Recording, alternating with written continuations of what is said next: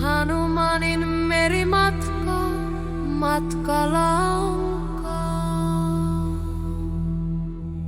Minä olen Valmiki, suuri runoilija. Keskellä merta näin Hanumanin, kohdanneen levon koettelemuksen. Ajan vaikutuksen alaisena, kärsivällisyys, itse tutkiskelu ja päättäväisyys. Hanuman osoitti kaiken. Tämä luku opettaa omistautuneille rohkeutta ja velvollisuuden tuntoa.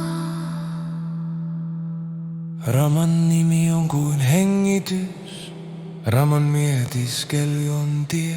Suorittaaksesi Raman tehtävän, levitä siipesi, urhea apina, lennä nopeasti.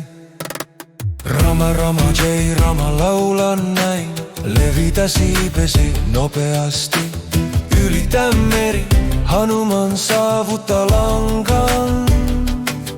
Seurataksesi sitä, Raman käskystä hän lähtee. Sundarakandin ensimmäinen askel on siunattu alku.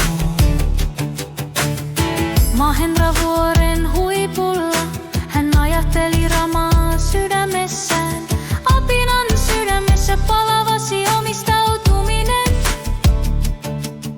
Hän uskoi voiton olen hänen. Vuoret järisivät, tuuli näytti tien huutamalla. Jai Shri Rama, taivas vavahti. Rama, Rama, Jai Rama, laula näin, levitä siipesi nopeasti. Ylitä meri, Hanuman saavutta lankan.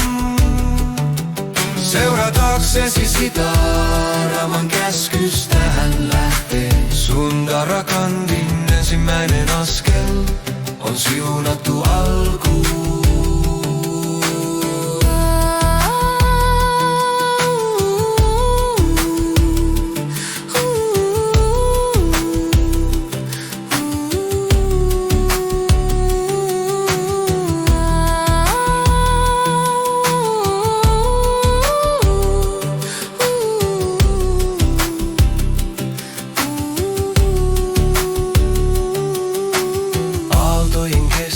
Toivo nousi, meri todisti, kaikki jumalat pudottivat kukkasateen urhealle apinalle poistaaksesi sitan surun. Tämä askel on ensimmäinen valo.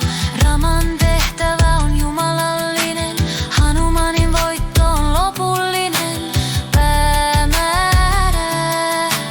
Jos on uskoa, voima syntyy. Jos on luottamusta, tie avautuu. Raman nimi on suojeleva kilpi. Sundarakand on siunattu alku.